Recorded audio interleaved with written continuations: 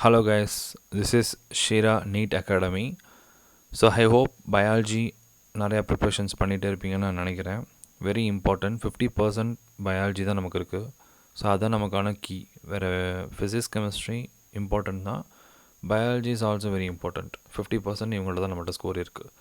So ப்ரிப்ரேஷன்ஸை ஸ்ட்ராங்காக வச்சுக்கோங்க, manifestation பண்ணிட்டே இருங்க, கண்டிப்பாக நம்மளோட கோலை அச்சீவ் பண்ணுவோம். Okay, so come to the topic. நம்மளோட top 100 NEET biology question. So இது கம்ப்ளீட்லி என்னோடய ரெஃபரன்ஸ் ஆஃப் பிவைக்யூஸ் தான் நான் ரெஃபரன்ஸ் எடுத்திருக்கேன். ஸோ இது நம்ம பிவைக்யூஸ்லேயே நிறைய ரிஃப்ளெக்ஷன் திருப்பியும் ரொட்டேட் தான் பண்ண போகிறாங்க. நமக்கான டாபிக் வந்து அதே தான், சிலபஸ் அதே தான். கொஷின்ஸ் வந்துட்டு எப்படின்னா ரிப்பீட்டடாக வரும், ஆனால் மாடுலேஷனை மாற்றுவாங்க. கொஷின்ஸோட பேட்டர்ன், மாடுலேஷன் இதெல்லாம் மாற்றி நமக்கு ரிப்பீட்டடாக தான் வரும். So PYQs is very important, as well as MCQs நான் ஆட் பண்ணியிருப்பேன். பிவைக்யூ எம்சிக்யூ மிக்சிங் தான் அது. Okay, so first question. So நம்ம ஃபஸ்ட் கொஷின் பார்த்தீங்கன்னா, when cell has stall DNA replication fork which check point should predominantly ஆக்டிவேட்டட்னு கேட்டிருக்காங்க. ஆப்ஷன்ஸை பாருங்கள். G1/S, G2/M, M both G2M and M கொடுத்துருக்காங்க. இதை நீங்கள் பார்க்கணுன்னா சிம்பிளாக சொல்லணுன்னா cell cycle is very important. நீங்கள் செல் சைக்கிளை பார்த்தீங்கன்னு வச்சுக்கோங்களேன், we have a G1 gap phase 1, synthetic phase, and G2 gap 2 and mitosis phaseக்கு போகும். அதுக்கப்புறம் நமக்கு தெரிஞ்ச எல்லா விஷயங்கள் prophase, metaphase, anaphase, telophase, cytokinesis, இந்த ப்ராசஸ்லாம் போயிட்டு இருக்கும். ஓகே, பட் நமக்கான விஷயங்கள் இதில் என்ன கொடுத்துருக்காங்கன்னா, very important keyword stalled DNA replication fork. ஸ்டால்டுனா ஏதோ ஒரு விஷயம் ஸ்டாப் ஆகிருக்கு. அப்போ ஏதோ ஒரு விஷயம் ஸ்டாப் ஆகிருக்குன்னா கண்டிப்பாக G1 நடந்திருக்க சான்ஸே இல்லை, G2 தான் நடந்திருக்கணும். சிந்தட்டிக் ஃபேஸில் நடந்துருச்சு. இது டீட்டெயிலாக பார்ப்போம் எக்ஸ்ப்ளனேஷனில். ஸ்டால் டிஎன்ஏ ரெப்ளிகேஷன் ஃபோக் நான் ஆல்ரெடி சொல்லியிருக்கேன். அந்த டிஎன்ஏ ரெப்ளிகேஷன் இன்கம்ப்ளீட்டாகவும் ஆர் டேமேஜாக இருக்குது. எப்போ? எஸ் ஃபேஸில். நம்ம வந்து G1 ஃபேஸை நம்ம பார்க்கணும். G1 ஃபேஸில் தான் ஒரு செல் க்ரோத் ஆகுது. அதில் தான் அந்த செல் தான் நமக்கான டிஎன்ஏ ரெப்ளிகேஷனுக்கான ஆக்டிவ் மெட்டபாலிக் ஆக்டிவிட்டீஸ் அங்கேருந்து கேரி பண்ணுது. அந்த செல் உருவாகுது பார்த்திங்களா, அந்த க்ரோத், அந்த இனிஷியல் க்ரோத்துலேருந்து தான் டிஎன்ஏ ரெப்ளிகேஷன் ப்ராசஸ்க்கான தேவையான பொருட்களை G1 ஃபேஸ் தான் நடக்கும்.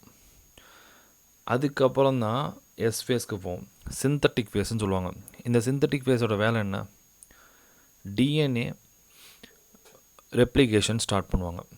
ஓகேவா? டிஎன்ஏ ரெப்ளிகேஷன் ஸ்டார்ட் பண்ணுறதுங்க சிந்தட்டிக் ஃபேஸில்.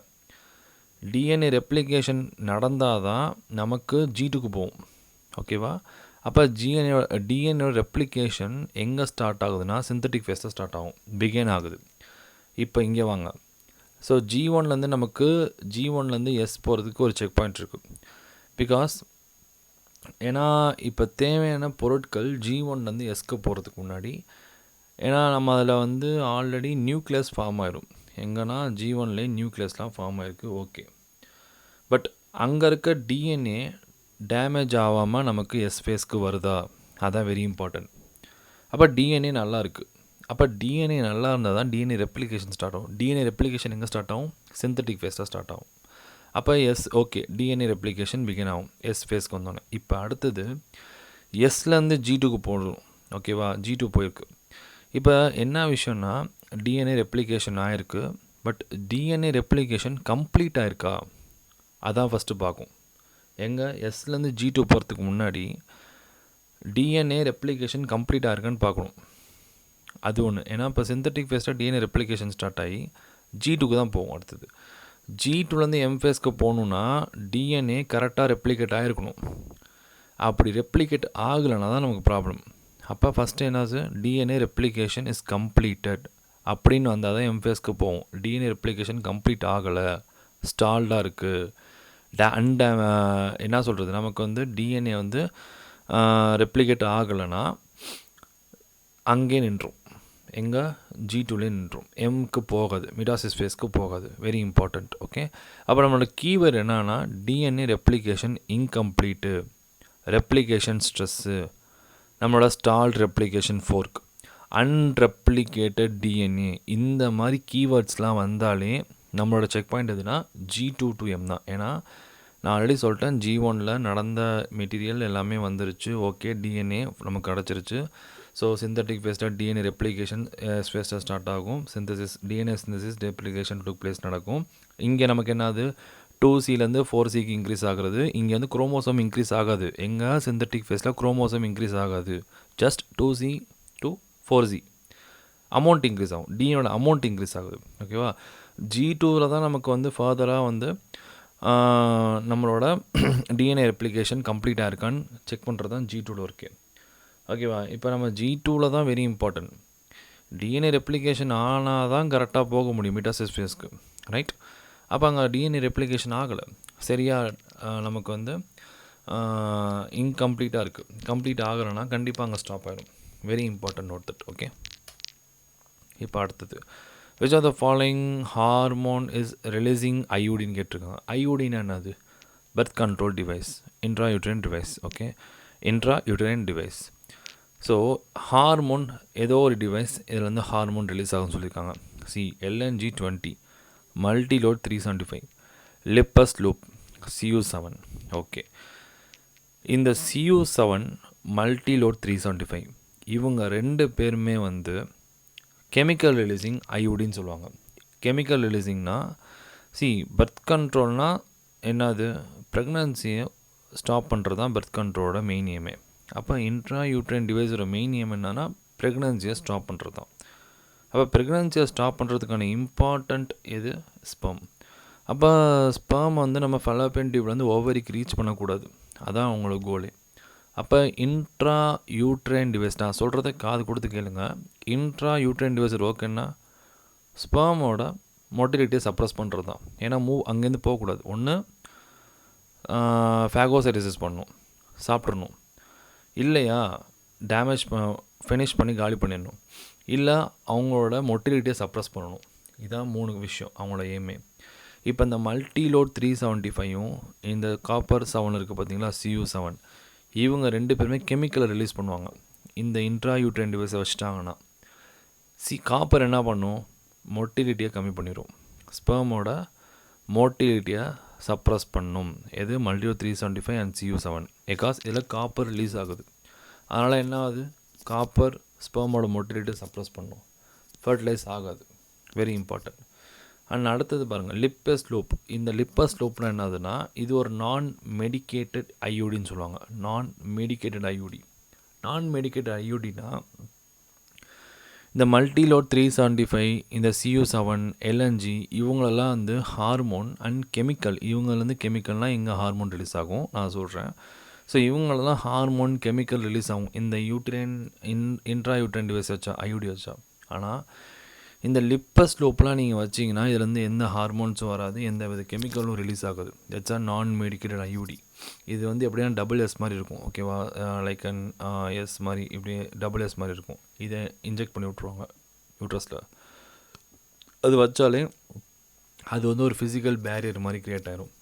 அது வச்சோன்னே ஆட்டோமேட்டிக்காக உள்ள இன்ஃப்ளமேஷன் ஆகும். இன்ஃப்ளமேஷன் ஆனாலும் ஆட்டோமேட்டிக்காக WBC வந்துடும். ஒயிட் பிளட் செல்ஸ் என்ன பண்ணும்? கம்ப்ளீட்டாக ஸ்பெர்ம்ஸை டெஸ்ட்ராய் பண்ணுவாங்க. இதான் அவங்களோட ஒர்க்கு. இதுதான் லிப்பஸ் லூப்போட எய்மே. லாஸ்ட்டாக ஃபைனல் அவங்களோட ஆன்சர் LNG20. அப்போ LNG20யோட வேலை என்ன? LNG20லேருந்து வச்சிட்டாங்கன்னா அந்த இன்ட்ரா யூட்ரைன் டிவைஸ் வச்சிட்டாங்கன்னா நமக்கு அதுலேருந்து ஒரு ஹார்மோன் ரிலீஸ் ஆகும். அந்த ஹார்மோன் அது லெவனோஜெஸ்ட்ரால்னு சொல்லுவாங்க. அதான் LNG short form. It's a progestin hormone. இந்த ஹார்மோன் என்ன பண்ணும்? ஆட்டோமேட்டிக்காக ப்ரெக்னன்சியை ஸ்டாப் பண்ணிடும், ஸ்பெர்மோட மொட்டாலிட்டியை கம்மி பண்ணி விட்ரும். Very important note that. LNG20 IUD தான், இதான் ஹார்மோன். Okay, very important. மித்தது எல்லாமே கெமிக்கல், இந்த multiload 375 and CU7. Okay, next question. So which are the following debit the correct pathway of a ஸ்பெர்மோட பாத்வே கேட்டிருக்காங்க. So very important. இப்போ நீங்கள் இதை பார்த்தீங்கன்னா நம்மளோட டெஸ்டிகல்ஸ், இப்போ நம்ம இந்த டெஸ்டிஸை பார்க்கணும். இந்த டெஸ்டிஸ்குள்ளே தான் நம்மளோட விஷயங்கள் இருக்குது. இதை நம்ம சிம்பிளாக சொன்னால் நம்மளோட டயக்ராம் இருக்குது, நம்மளோட NCERT புக்கில் டயக்ராம் இருக்குன்னு நான் நினைக்கிறேன். இல்லைனா நம்ம நிறையா புக்ஸை நீங்கள் ரெஃபரன்ஸ் பண்ணியிருப்பீங்க பார்த்தீங்களா. Diagram is very important. Diagram எல்லா இடத்துலையும் டயக்ராம் பார்த்தே ஆகணும். ஓகேவா? இப்போ பாருங்கள், இப்போ ஒரு டெஸ்டிஸ் எடுத்திங்கன்னா அந்த டெஸ்டிஸ்குள்ளே வந்து செமினிஃபரஸ் டியூபல்ஸ் இருக்கும். இந்த செமினிஃபரஸ் டியூபல்ஸில் தான் ஸ்பெர்ம் ப்ரொடக்ஷன் ஸ்டார்ட் ஆகும்.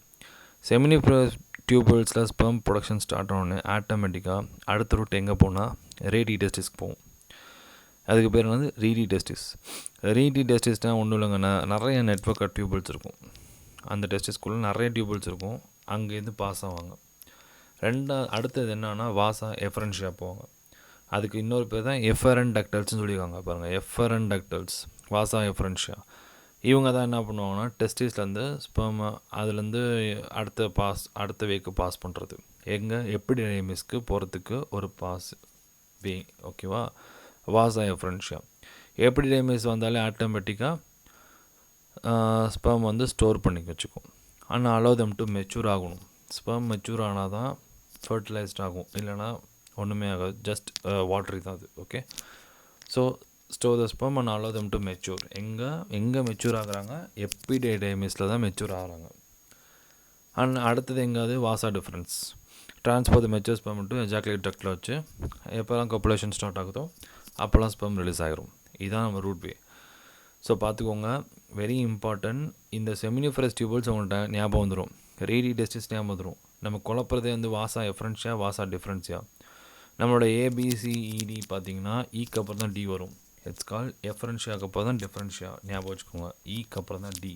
வாசா எஃபரன்ஷியாவுக்கு அப்புறம் தான் வாசா டிஃப்ரென்ஷியா. இந்த வாசா எஃபரன்ஷியாவுக்கும் வாசா டிஃப்ரென்ஷியாவுக்கும் நடுவில் ஒருத்தவங்க இருக்காங்க, அவங்க பேர் தான் எபிடிடைமிஸ்.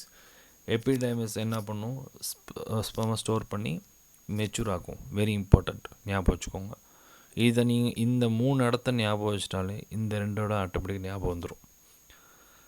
ஈக்கு அப்புறம் தான் டி, எஃபரன்ஷியாவுக்கு அப்புறம் தான் டிஃப்ரென்ஸ். Okay, next question. இது பிவைக்கு தான். Okay, match the stage of an meiosis கண்டிஷனை கேட்டிருக்காங்க. மியாசிஸோட ப்ராசஸ் கேட்டிருக்காங்க. Pachytene, metaphase 1, diakinesis, zygotene. Pachytene, diakinesis, zygotene தான் எல்லாமே ப்ரோஃபேஸ் 1 நடக்கும். ஓகேவா? மியாசிஸ் 1 அண்ட் மியாசிஸ் 2 நமக்கு இருக்குது. அதில் மியாசிஸ் 1 தான் நம்மளோட ப்ரோஃபேஸ் 1 தான் பேச்சட்டின், ஜைகோட்டின், டயக்னோசிஸ் இது எல்லாமே ப்ராசஸ் நடக்கும். இது நீங்கள் கண்டிப்பாக பார்த்தாகணும், வேறு வழியே இல்லை. மியாசிஸ் பார்த்தே ஆகணும். இது எல்லாமே டேர்ம்ஸ் வச்சுருப்பாங்க. ஸோ சிம்பிளாக முடிக்கணும்னா டயக்னோசிஸ், ப்ரோபேஸ் 1 ஃபைனல் ஸ்டேஜ் என்னது? டயக்னோசிஸ். அப்போ ஃபைனல்னாலே என்னதுங்க? டெர்மினைசேஷன். ஞாபகம் வச்சுக்கோங்க, டயக்னோசிஸ் தான் நம்மளோட ஃபைனல் ஸ்டேஜ். அப்போ டெர்மினைசேஷன். ஆப்ஷன் படி பார்த்திங்கன்னா சியில் வந்து நமக்கு 2. 1 வந்து நமக்கு வந்து 1 இருக்கணும், இல்லை 4 இருக்கணும். ஓகேவா? டயக்னோசிஸ்னாலே டெர்மினைசேஷன் ஆஃப் அன் சயாஸ்மாட்டா. ஓகேவா? Terminalisation of an chiasmata is very important. அடுத்தது பாருங்கள், pachytene crossing over take place. அப்போ A3. அப்போ ஆப்ஷன் 1 தான் நம்மளோட ஆன்சர். பேச்சட்டின்னாலே crossing over, zygotene pairing of an homologous chromosome, ப்ரோஃபேஸ்க்கு அப்புறம் அடுத்த மெட்டாஃபேஸ் ஸ்டார்ட் ஆகும். Chromosome align at a equatorial plate. Simple, இங்கே பார்த்துக்கோங்க. So this is answer. Okay, so pachytene crossing over take place, metaphase 1, chromosome aligned with equatorial plate, diagnosis, termination of an chiasmata, zygote in pairing of an homologous chromosomes. Okay, very important. இந்த meiosis and metastasis question நிறையா தட்டி வந்துகிட்டே இருக்குங்க. அதெல்லாம் நீங்கள் வந்து finger டிப்பில் இருக்கணும், எல்லாமே மறக்கவும் கூடாது, ஃபிங்கர் டிப்பில் வச்சுக்கோங்க. Okay, name a peptide hormone which act mainly on hepatocytes and adipocytes, enhance cellular glucose uptake and utilization கேட்டிருக்காங்க. பெப்டைடு ஹார்மோன்னா என்னன்னு நான் சொல்லியிருக்கேன் என்னோட ப்ரீவியஸ் வீடியோவில். நீங்கள் பார்த்தீங்கன்னா பெப்டைடு ஹார்மோன் நானும் லிப்பிட் ஹார்மோனோட டிஃப்ரென்ஸ் சொல்லியிருப்பேன். எங்கே வரும்னா மெக்கானிசம் ஆஃப் அன் ஹார்மோன் ரெஸ்பான்ஸ்னு ஒரு வீடியோ போட்டிருப்போம், எண்டோக்ரைன் சிஸ்டம். ஸோ அதில் பெப்டைடு ஹார்மோன், லிப்பிட் ஹார்மோன் பற்றி டீட்டெயிலாக பேசியிருப்பேன். பெப்டைடு ஹார்மோன்னா ஒன்றும் இல்லைங்க, ப்ரோட்டீன் ஹார்மோன். இவங்களால வந்து செல்லுக்குள்ளே பிரிண்டேட் பண்ண முடியாது. So they have a receptors outside the cell, அதான் பெப்டைட் ஹார்மோன். அப்போ பெப்டைட் ஹார்மோன் இவங்க என்ன கொடுத்த? Hepatocytes, adipocytes. ஹெப்பாட்டோ, இந்த ஹெப்பாட்டோனாலே liver, adipose skin. Okay, enhance cellular glucose level and uptake and utilisation. நீங்கள் நினைப்பீங்க என்ஹான்சிங் த செல்லுலார் குளுக்கோஸ், இந்த டேர்ம் மட்டும் நீங்கள் எடுத்துட்டிங்கன்னா நீங்கள் குளுக்கோகன் போட்டு போயிட்டே இருப்பீங்க. நோ, யூட்டிலைசேஷன் கேட்டிருக்காங்க பாருங்கள். இந்த 3 வேர்டை நீங்கள் பார்த்தீங்கன்னா குளுக்கோகான் போட்டு போயிட்டே இருப்பீங்க. ஏன்னா குளுக்கோஸ் லெவல் இன்க்ரீஸ் பண்ணுறது வேலை யார்? குளுக்கோகான். இன்சுலின் என்னது low BP blood pressure low blood glucose லெவலை இன்சுலின் வந்து low blood low blood sugar level maintain பண்ணும். குளுக்கோகான் வந்து high blood sugar level maintain பண்ணும். அப்போ நீங்கள் என்ஹான்சிங் த செல்லுலர் குளுக்கோஸ்ன்னு இந்த டேர்மை நீங்கள் பார்த்துட்டிங்கன்னா குளுக்கோகான் போட்டுறாதீங்க. பிகாஸ் அடுத்தது நீங்கள் பார்க்கணும், வெரி இம்பார்ட்டன்ட். இங்கே வந்து நம்ம டேர்ம்ஸை பார்க்கறதோட கம்ப்ளீட்டான கொஷின்ஸை நம்ம பார்த்தாகணும். Enhancing the cellular glucose uptake and utilisation. Uptake பண்ணி யூட்டிலைஸ் பண்ணி பிளட்டில் இந்த குளுக்கோஸ் லெவலை கரெக்டாக மெயின்டைன் பண்ணும். அப்போ அது யாருன்னா இன்சுலின் தான் ஆன்சர். இன்சுலினோட வேலை என்ன? பேன்க்ரியாஸ்லேருந்து வருது, பீட்டா செல்ஸ் தான் செக்ரெட் பண்ணுது. ஸோ இவங்க லிவர் செல்ஸ், அடிப்போசைட்ஸ், ஃபேட் செல்ஸ், இவங்க எல்லாத்துலேயுமே மசில் செல், இவங்க எல்லாத்துலேயும் ஆக்ட் ஆவாங்க. ஓகே, இவங்களோட ப்ரைமரி ஃபங்க்ஷன் என்னன்னா பிளட் குளுக்கோஸ் லெவலை லோயர் பண்ணுறது. நம்ம பிளட் குளுக்கோஸ் லெவல் லோயர் பண்ணுறது தான் இன்சுலின் ஒர்க்கு. குளுக்கோனோட வேலைன்னா பிளட் குளுக்கோஸ் லெவலை இன்க்ரீஸ் பண்ணுறது. கிளைக்கோஜெனலிசிஸ் ப்ராசஸ் மூலியமாகவும் ஸ்டிமுலேட் த கிளைக்கோஜான் பிரேக் டவுன் நடக்கும். அது ஒரு பெரிய ப்ராசஸ்ங்க. ஓகே, அதுக்கப்புறம் செக்ரட்டின், நம்மளோட ஆப்ஷன் படி பார்த்திங்கன்னா செக்ரட்டின், கேஸ்ட்ரின், இதெல்லாம் வந்து பேன்கிரண்ட் பைகார்பனேட்டிவ் செக்ரட்டின் தான் செக்ரேஷனில் வருது. கேஸ்ட்ரின் வந்து நம்மளோட கேஸ்ட்ரிக் ஆசிட் செக்ரேஷன். அதெல்லாம் நம்ம தனி அடுத்தடுத்த கொஷின்ஸில் பற்றி டீட்டெயிலாக பார்ப்போம்.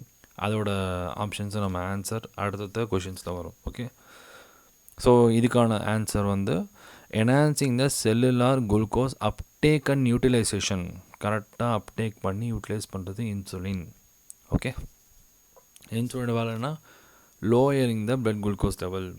குளுக்கோனோட வேலைன்னா increasing the blood glucose level. That's all. Next,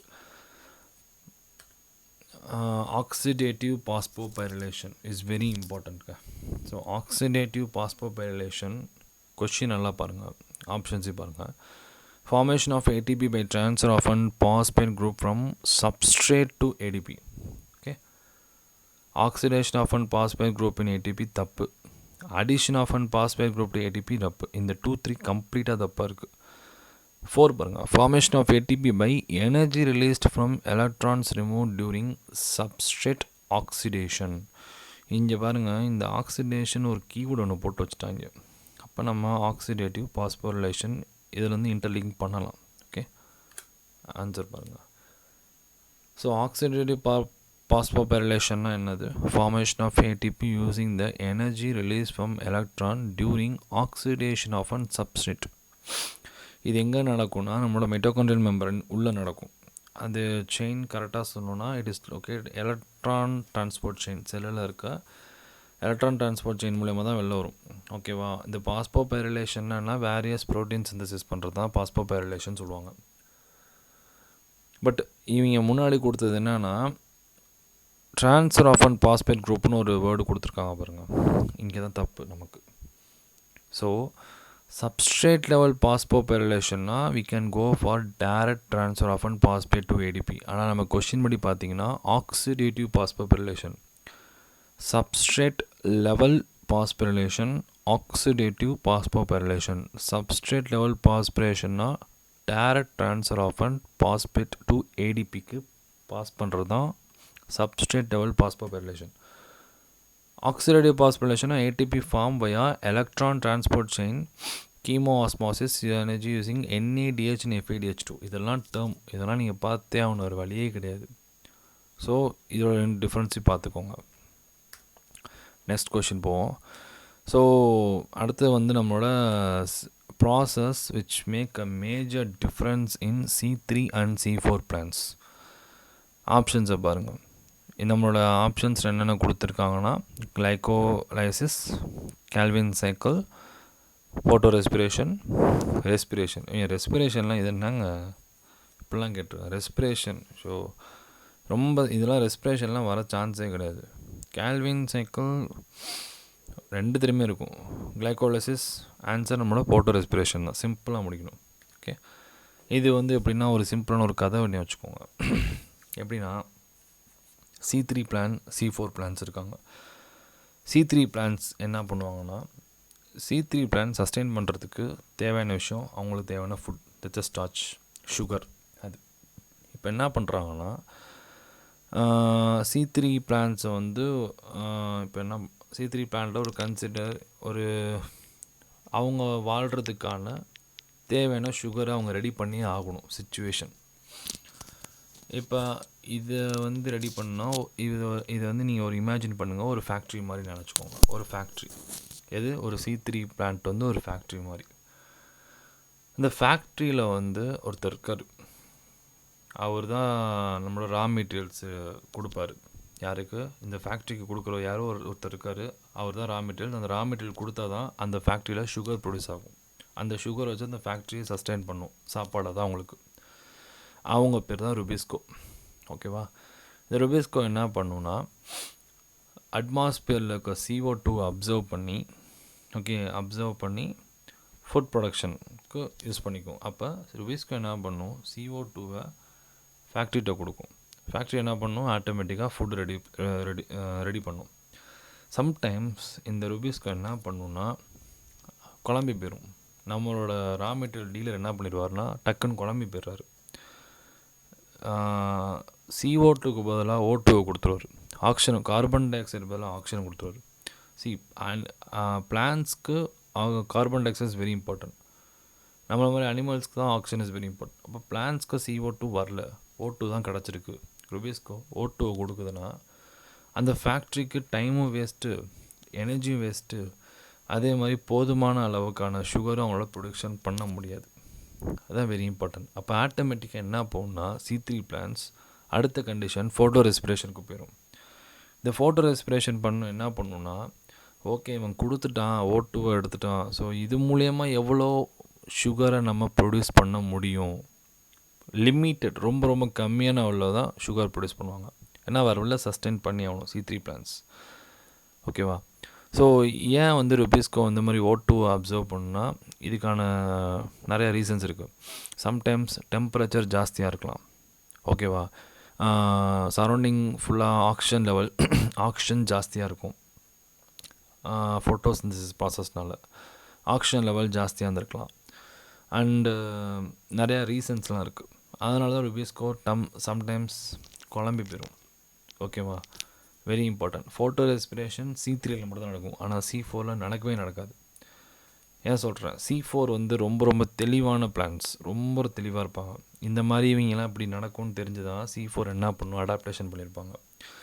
C4ல் என்ன பண்ணுன்னா, அங்கேயும் ருபிஸ்கோ இருக்கும் தான், ஓகே, ஆனால் இவனுக்குன்னு ஒரு செக்யூரிட்டி கார்டு ஒன்று ஃபிக்ஸ் பண்ணி வச்சுருப்பாங்க. அந்த ஃபேக்ட்ரியில் வந்து இதுக்குன்னு தனியாக ஒரு செக்யூரிட்டி கார்டு இருக்காங்க. அந்த கார்டு பேர் யாருன்னா பெப் கார்பாக்சிலேஸ்ன்னு சொல்லுவாங்க. இந்த பெப் கார்பாக்சிலேஸ் என்ன பண்ணுன்னா, இப்போ ருபிஸ்கோ சம்டைம்ஸ் இந்த மாதிரி குழம்பு போகிறதுனால இந்த பெப் கார்பாக்சிலேஸ் என்ன பண்ணுன்னா, எவ்வளோக்குள்ள அட்மாஸ்பியரில் CO2 அப்சர்வ் பண்ணி வச்சிரும். டக்குன்னு அப்சர்வ் பண்ணி ருபிஸ்கோக்கு அமுச்சு விட்ரும். ருபிஸ்கோ ஆட்டோமேட்டிக்காக ஃபேக்ட்ரிக்கு அமுச்சு விட்டு ஃபுட்டை வந்து மெயின்டைன் பண்ணுவாங்க. இதனால் கண்டிப்பாக அவங்களுக்கு ஃபோட்டோ ரெஸ்பிரேஷன் நடக்கிறதுக்கு வாய்ப்பே இல்லை. Very low, very low, negligible photo respiration C4க்கு. அண்ட் இதான் இம்பார்ட்டன்ட். சம்டைம்ஸ் ஏன் வந்து ருபிஸ்கோ வந்து கன்ஃபியூஸ் ஆகுதுன்னா, பல கோடி வருஷமாக எர்த்தில் இருக்க அபூடண்ட்டான ப்ரோட்டீன் இந்த ருபிஸ்கோ தான். இவங்கெல்லாம் வந்து பல கோடி வருஷத்துக்கு முன்னாடி எவால்வ் ஆயிடுச்சு. எது? இந்த ருபிஸ்கோ என்சைம். அப்போ வந்துலாம் CO2 தான் ஜாஸ்தியாக இருக்கும் O2வோட. பட் போக போக எவால்வேஷன் ஆக இந்த CO2, ஏன்னா நம்மளோட ஃபோட்டோசிந்தசிஸ் ப்ராசஸ் ஆக தான் எவால்வேஷன் ஆக நம்மளோட ஆக்சிஜன் லெவல் இன்க்ரீஸ் ஆகும். அதுக்கப்புறம் தான் நம்மளோட மாதிரி அனிமல்ஸ், நம்மள மாதிரி ஹியூமன்ஸ்லாம் எவால்வ் ஆகிறோம். அதுக்கு வரைக்கும் பிளான்ஸாக இருந்தாங்க ஃபஸ்ட்டு. அதனால தான் ருபிஸ்கோவால் சம்டைம்ஸ் குழம்புது, கன்ஃபியூஸ்ட் ஆகுது. Very important. இது வந்து ஒரு கதையாக மட்டும் ஞாபகம் வச்சுக்கோங்க. ஓகேவா? அப்புறம் ருபிஸ்கோ சம்டைம்ஸ் கன்ஃபியூஸ்ட் ஆகிறதுனால O2 அப்சர்வ் பண்ணி வச்சுருது. ஸோ அதனால் C3 பிளான்ஸ் ஃபோட்டோ ரெஸ்பிரேஷன் இவங்க கொடுத்ததுனால சுகரை வேறு வழியில் நம்ம ரெடி பண்ணணும்னு சொல்லி C3 பிளான்ஸ் ரெடி பண்ணுது. ஆனால் C4 பிளான்ஸ் இவன் வந்து கன்ஃபியூஸ் ஆகுவான்னு தெரிஞ்சு அவங்கள்ட்ட வந்து ஒரு செக்யூரிட்டி கார்டு ஒன்று வச்சுருக்காங்க. அந்த கார்டு பேர் தான் பெப் கார்பாக்சிலேஸ். இவங்க வந்து எவ்வளோக்குள்ள சீக்கிரமாக அட்மாஸ்பியருக்கு CO2 அப்சர்வ் பண்ணி ருபிஸ்கோட்டை டைரெக்டாக கொடுத்துருவாங்க. இதெல்லாம் நடந்தால் தாங்க கேல்வின் சைக்கிளே போவாங்க. அப்போ கேல்வின் சைக்கிள் ரெண்டுத்துலையுமே இருக்குது. C3 அண்ட் C4ல் கேல்வின் சைக்கிள் இருக்கும். ரெஸ்பிரேஷன் நடக்கும் கண்டிப்பாக. கிளைகோலைசிஸும் கண்டிப்பாக C3 அண்ட் C4 நடக்கும். Okay, very important. High photo respiration C3ல நடக்க சான்சஸ் இருக்குது. C3 பிளான்ஸ் எடுத்திங்கன்னா ரைஸ், வீட், இவங்கெல்லாம் C3. C4 எடுத்திங்கன்னா maize, sugar cane, sorghum extra, இந்த மாதிரி நிறைய இருக்குது. Okay, next question. Genetic drift. Genetic ட்ரிஃப்ட்னா இது ஒரு கதை தாங்க. இந்த இது எப்படின்னா ஞாபகம் வச்சுக்கோங்க. ஜெனட்டிக் ட்ரிஃப்ட்னு வச்சுக்கோங்களேன். இதுக்கு ஆன்சர் வந்து ஸ்மால் ஐசோலேட்டட் பாப்புலேஷன். இது இவங்க ரொம்ப நம்மளை குழப்பி வச்சுருப்பாங்க. ஒரு கதையாக மட்டும் சொல்கிறேன், ஞாபகம் வச்சுக்கோங்க. ஜெனட்டிக் ட்ரிஃப்ட்னா ஒரு ஃபேமிலி, ஒரு வில்லேஜ் ஒரு வில்லேஜ் கூட வேணாம், ஒரு ஐலாண்டு, ஒரு ஐசோலேட்டட் ஐலாண்டு இருக்குது, ஒதுக்கப்பட்ட ஒரு ஐலாண்டு. அந்த ஐலாண்டில் வந்து 5 பிளாக் பீப்புள் இருக்காங்க, 5 ஒயிட் பீப்புள் இருக்காங்க. ஓகேவா, கதையை மட்டும் ஞாபகம் வச்சுக்கோங்க. 5 பீப்புள் வாழ்ந்துட்டுருக்கு, 5 ஒயிட் பீப்புளும் வாழ்ந்துட்டுருக்காங்க, 5 பிளாக் பீப்புளும் அவங்கவுங்க கண்டிஷன் ஓகே, லைஃப்பை நல்லா லீட் பண்ணிகிட்ருக்காங்க. அவங்களுக்குன்னு தனித்தனி டிஃப்ரெண்ட்டான ட்ரைட்ஸ் இருக்குது. தே have a blue colour, white பீப்புளுக்கு வந்து ப்ளூ கலர் ஐஸ் இருக்கும், பிளாக் பீப்புளுக்கு பிளாக் கலர் ஐஸ் இருக்கும், ஏர், இதெல்லாமே ஓகே, ட்ரைட்ஸ் எல்லாமே அப்படி இருக்குது. ஓகே, சடனாக ஒரு ஸ்ட்ராம் வந்துடுச்சு அந்த ஐலாண்டுக்கு. ஐலாண்டில் ஸ்ட்ராம் வந்ததுனால 4 ஒயிட் பீப்புள் காலி ஆகிட்டாங்க. இப்போ ஆக்சுவலாக எத்தனை பேர் இருக்காங்கன்னா 5 பிளாக் பீப்புள், ஒரே ஒரு ஒயிட் பீப்புள். ஏன்னா ஸ்ட்ராம் வந்ததுனால 4 ஒயிட் பீப்புள் காலி. இப்போ ஒருத்தவங்க தான் இருக்காங்க. இப்போ ப்ரிடாமினென்ட்லி சான்ஸ் என்னன்னா, நமக்கு தெரிஞ்சிருச்சு ஒயிட் வந்து கம்ப்ளீட்டாக போகுது, காலியாக போகுது. அப்போ பிளாக்கு தான் நமக்கு டாமினேட் பண்ண போகிறாங்க by chance. It's not adaptation. இது வந்து எப்படின்னா நேச்சுரல் செலெக்ஷன் கிடையாது. ஒரு ஸ்ட்ராம் வந்துச்சு, எல்லாத்தையும் இது பண்ணிருச்சு, ஐ மீன் சிச்சுவேஷனை மாற்றி விட்டு போயிடுச்சு. இங்கே அதுதான் வெரி இம்பார்ட்டண்ட், அதுதான் ஜெனட்டிக் ட்ரிஃப்ட். அப்போ ஏன்னா இது வந்து நீங்கள் அடாப்டேஷன் கிடையாது, ஏதோ நம்ம ஒரு சடனாக ஒரு விஷயம் நடந்துருச்சு, ஏதோ ஒரு ஹேப்பன். இந்த மாதிரி ஒரு என்வரான்மெண்டல் இஷ்யூஸ் நடக்கும்போது, ஏதோ ஒரு என்வரான்மெண்டல் இஷ்யூ மட்டும் நம்ம சொல்ல முடியாது, நிறையா கண்டிஷன்ஸ் இருக்குது. அதனால் அந்த பீப்புள் இறந்து போனதுனால பிளாக் தான் இப்போ டாமினேட் பண்ண போகிறாங்க பை சான்ஸ். அப்போ கம்ப்ளீட்டாக ஒயிட் வந்து நமக்கு வந்து என்ன சொல்கிறதுனா கம்ப்ளீட்டாக அவங்க போகிறாங்க. இது வந்து நான் கணக்கெடுக்கும் போது இவங்க 5 பேர் நம்ம வைக்கிறோம். இதுவே இவங்க ரெண்டு தேசினா 10 பேர். இதுவே நம்ம ஒரு பெரிய ஒரு 10,000 20,000 ஒரு 1,00,000 பேர் பீப்புள் இருக்காங்க. இதே மாதிரி ஸ்ட்ராங் ஹிட் ஆகுது. ஹிட் ஆகும்போது கம்ப்ளீட்டாக வந்து எப்படி சொல்கிறது, அப்படியே ஒயிட் பீப்புள் தான் டாமினேட் பண்ணுவாங்கன்னு சொல்ல முடியாது. பிளாக் பீப்புள் தான் அவங்களோட நான் என்ன சொல்கிறேன், ஜீன். ஸோ அவங்களோட ஜீன் தான் டாமினேட் பண்ணும் அப்படின்னு சொல்ல முடியாது. ஒயிட் பீப்புளும் இருக்கலாம், பிளாக் பீப்புளோட ஜீன்ஸும் டாமினேட் பண்ணிக்கலாம். எப்போனா லார்ஜ் ஐசோலேட்டட் பாப்புலேஷனில் ஜெனட்டிக் ட்ரிஃப்ட் நடக்காது. ஆனால் small isolated population genetic drift கண்டிப்பாக நடக்கும். ஓகேவா, நான் சொன்ன கதை வந்து 5 and 5, இதை மட்டும் ஞாபகம் வச்சுக்கோங்க. 5 பிளாக் பீப்புள், 5 ஒயிட் பீப்புள். அப்போ பாப்புலேஷன் ரொம்ப சின்னதாக இருக்குது, ஜெனட்டிக் ட்ரிஃப்ட் கண்டிப்பாக நடக்கும். ஏதோ ஒரு கண்டிஷன், என்வரான்மெண்டல் இஷ்யூஸ் வந்ததுனால, பீப்புள் இறந்து போனதுனால, யார் அங்கே அதிகமாக இருக்காங்களோ அவங்களோட ட்ரேட்ஸ் தான் ஜென்ரேஷன் கடந்து வந்துக்கிட்டே இருக்கும். That's a genetic drift. அப்போ ஒருத்தவங்களோட ஜென்ரேஷனோட ட்ரேட்ஸ் காலி, கம்ப்ளீட்டாக காலி. லார்ஜ் ஐசோலேட்டட் பாப்புலேஷன் நடக்க சான்ஸே கிடையாது. அதுதான் ஜெனட்டிக் ட்ரிஃப்ட். ஓகேவா, ஸோ இது வந்து நேச்சுரல் செலெக்ஷன் கிடையாது. ஞாபகம் வச்சுக்கோங்க. ஃப்ரீக்குவன்சி சேஞ்ச் ஆகும், ரேண்டமாக ஒரு விஷயம் நடக்குது, அதனால் ஜீன் ஃப்ரீக்குவன்சி சேஞ்ச் ஆகுது. That's call genetic drift. Okay, பார்த்து வச்சுக்கோங்க. இதோட எக்ஸ்ப்ளனேஷன் இதுதான். ஓகே, நான் அந்த கதையை நான் உங்களுக்கு டீட்டெயிலாக சொல்லிட்டேன் இதெல்லாமே. நெக்ஸ்ட் கொஷின் போவோம். So which are the following correct regarding AIDS causing agent of ஹெச்ஐவின்னு கேட்டிருக்காங்க. ஸோ நம்மளோட ஹெச்ஐவி ஓகே வைரஸ் கண்டென்ட் இது எல்லாத்தையும் பாருங்கள். இந்த ஆப்ஷன்ஸ் ஒரு 4 ஆப்ஷன்ஸ் அப்படியே பாருங்கள். உங்களுக்கு டக்குன்னு இதெல்லாம் வந்து ரொம்ப ஃபேக்ட்ஸு, இதெல்லாம் ஒரு கம்ப்ளீட்டாக ஃபேக்ட்ஸு.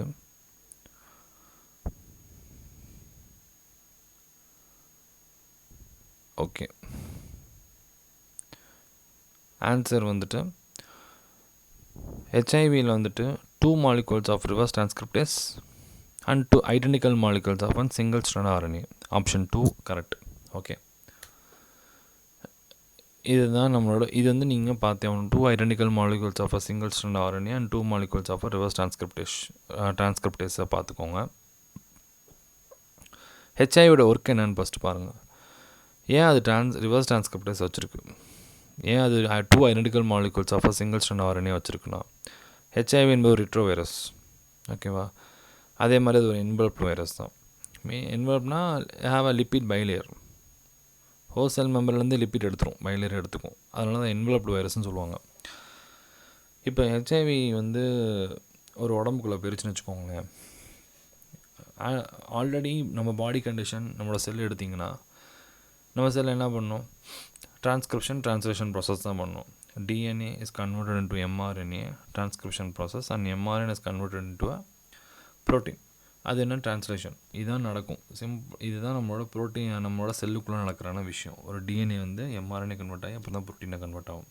இந்த ப்ரோட்டீன் தான் அந்த செல்லுக்கான அடுத்தடுத்த செல் உருவாகிறதுக்கான விஷயங்கள் நடக்கும் ப்ராசஸ். அந்த ப்ராசஸ் வெரி இம்பார்ட்டன்ட்.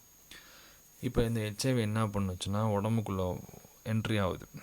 என்ட்ரி ஆனோடனே ஆல்ரெடி அவங்கள்ட்ட ஆர்என்ஏ இருக்குது.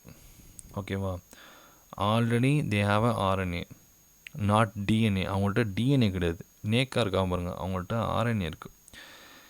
இப்போ அந்த ஆர்என்ஏ வச்சு என்ன பண்ணுன்னா, இந்த வைரல் ஆர்என்ஏ டிஎன்ஏ மாற்றி விட்ரும். இவங்க ஃபஸ்ட்டு செல்லில் ஒரு டார்கெட் செல்லை ஐடென்டிஃபை பண்ணி இது எப்படி மாற்றுதுன்னா, they have a special tool called reverse டிரான்ஸ்கிரிப்டேஸ்னு. அவங்கள்ட்ட ஒரு என்சைம் இருக்குது பார்த்தீங்களா, அவங்கள்ட்ட டூல் இருக்குவாங்க ரிவர்ஸ் டிரான்ஸ்கிரிப்டேஸ்.